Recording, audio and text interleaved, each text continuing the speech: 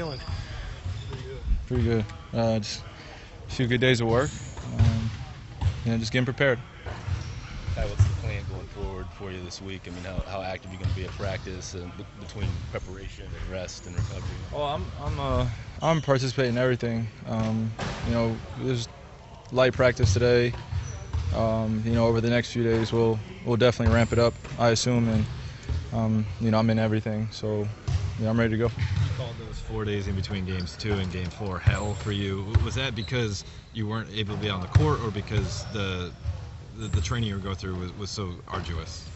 It was a combination of things, more or less. The biggest frustration for me was not being able to go out there and be out there for my teammates, and then dealing with body issues and being hurt just sucks, especially in a time like that. So it was more or less a combination of that, and then also the rigorous schedule that I had. When you're injured, you have to do a lot more than you would usually do to get prepared for a game. So it was just a learning experience, to say the least. But it was just a test of my will, and I was very resilient in what I was doing, and hopefully going forward I don't have any relapses with my knee. So. Do you think that's a solid roadmap to follow, though, whatever type of training that you kind of added in between games 2 and 4 to use that getting ready for the finals? Absolutely. Some things happen unexpectedly, but I believe things happen for a reason, and like I said, it was just the biggest learning experience for me. And, the situation wasn't ideal, but I just took it as a lesson learned, and going forward, just knowing what I need to do in order to be prepared for games. How much do you think you'll be on Steph Curry in this series? How much do you think you'll be on Curry defensively in this series, and how do you limit a guy like that? Well, it's a total team effort. Obviously, I will be starting out on him, and whatever happens, going forward throughout the game, we'll make adjustments. But for me, it's just whenever we are guarding him, it just takes a total team effort and team defense to kind of limit his touches and limit his shots. He does a great job of getting open, and as if not the quickest release I've ever seen. And he just knocks down shots, tough shots as well. So it's a total team effort. What do you think it would mean for you to not have to go through the will he or won't he play kind of speculation, game after game? And what do you think it would mean for your team to know you're in pen, you're not penciled in? It'd be the best thing, for myself, and that's the plan going forward. It's just that, there is no ifs, ands, or buts if I'm playing or not. They're going to get, a guy that's going to go out there and compete like I did before, in the previous series, and just ready to go out there and go out to, with war with my brothers. I've said it throughout the whole entire season, and coming into these playoffs is, I'm willing to do anything and whatever it takes to win a ball game. So, the confidence that we had going into Game 4, the closeout game, where, it was, we just need that extra little push, and I was out there, and, I was just happy that they still wanted me out there, especially if I'm not 100%. So, these next few days going to the finals, I'll definitely be penned in, and, I'll be ready to go.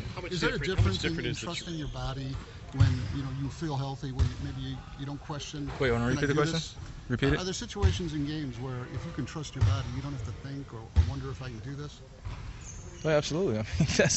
That's what makes all the preparation that you put in, and it's basketball for me is all based off instincts, and going out there and when you're playing hurt, it's a mental struggle and a mental game that you're playing with yourself. You're trying to convince yourself, like, I can one dribble pull up or come off this screen, and your mind is thinking one thing and your body just won't allow you to do it. So when they're in line, it's just it's the utmost confidence, and for me it's the biggest thing, because my game is predicated on stopping and going and being able to finish at the rim and make plays. So now that I'm getting the confidence back and playing, almost every single day and preparing again, I think that's the biggest drop off for me, is that I wasn't allowed to prepare.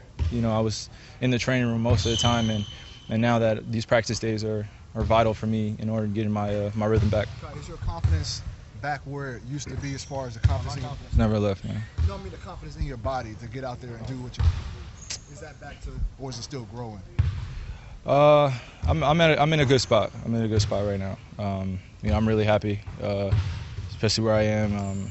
I just missed the preparation days, because that's the biggest thing for me, is that the game will handle itself, but the parts when no one's watching and you're by yourself in the gym and you're envisioning yourself in those particular moments, and when you're actually in them, you feel like you're prepared. It's nothing like it. So I definitely just missed being out there with my teammates and preparing, by myself as well. And seeing the basketball go in and practicing until it becomes perfect. Then in the game it just becomes easy. So. How much different was the treatment after Florida than before the trip? We just got with the right people and got things done in terms of what I need to do in order for my knee to feel better. You waited 4 years to get to the playoffs. You had obviously 30 points your first game. What's the experience been like for you since that game, and just how difficult has it been just that it hasn't gone maybe the way you wanted to? The what? The first game? Who's that? The first game against Boston, you had 30 points in the playoffs. Oh yeah. And then what about it? Then, I said, what's it been like? Just oh no, it's been there's no time to celebrate. It's just like there's no in between time or time to you reflect on the game and now it's time to move forward. So that's what I've probably learned most about the playoffs is that one good game in a series is good for one day. Everyone talks about it, and then now it's about the next game and who's matching up and what's going to happen. So it's all about just moving to the next game and on to the next one mentality. So you mentioned your brothers the other night. LeBron wanted you to. The goal was to get Joe Harris in the game. What does that say about the closeness of you guys? Oh, that we all care for one another. It was good to see Joe out there, and that was our motivation to get him out there. We just wanted to get the series done with and get our young guys some playing time. Kai, in the Chicago series, you guarded Dunleavy. In Game 4, you guarded Kent Bazemore. How comfortable are you guarding bigger, taller offensive players? I mean, it's whatever's needed for the team. I mean, as long as I'm contesting and I could, stay in front of the guys and not let my team down defensively on especially on that end. I mean, I'm just gonna guard whoever coach wants me to be on. Hey, Kyrie, you've been a teammate with Bron for a year now. You played against him. You've watched him from afar. Is he better than ever? What do you mean, like the best ever? No, or like is he playing at a level that we haven't seen out of him before?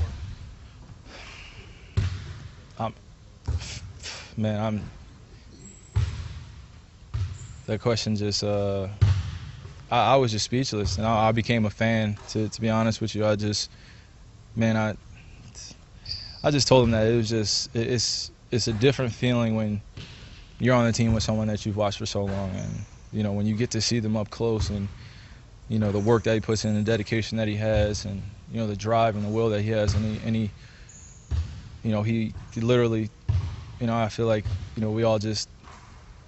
we were together. I don't want to say we jumped on his back, but we were all there for him, and he was doing his thing, and but I think the true testament of him is that he embodies a leader and that leads a team, and the true testament of the word team is, I feel like, is embodied with the guys that we have here. We have so many different personalities, so many different guys, and when you have a leader like that brings you up and lifts you up in every situation, there's never going to be a time where you look at him and he's going to look frazzled or look like he doesn't know what he's doing. He always knows 4 steps ahead, and it's just like, well, I wasn't even thinking about that. Like, what the heck? Like, he saw that coming. I was just like, so it's just a learning experience, and you're just constantly on your P's and Q's because he just expects you to be at your best, and he wants you to be at your best. So if you have a guy like that, the basketball stuff will take care of itself. I mean, he does amazing things. I appreciate seeing that. I don't take that for granted, but the nuances of the game that just go unnoticed sometimes that not everyone can see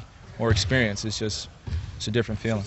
One question. Is there a specific moment that you can kind of go back to, be like, wow, this guy really gets it on a level that most people won't even understand? Is there like a certain moment or time that you can really think of? Great speech by me, by the way. That was just, because it really came from the heart, like that. Crazy, but no, it's just every moment that you learn to appreciate. I can't even name one. It's just like all that I said came from a year of being with him, and now it's like we're going to the biggest stage, and I wouldn't want to go with any other guys than these guys, and also a leader like him.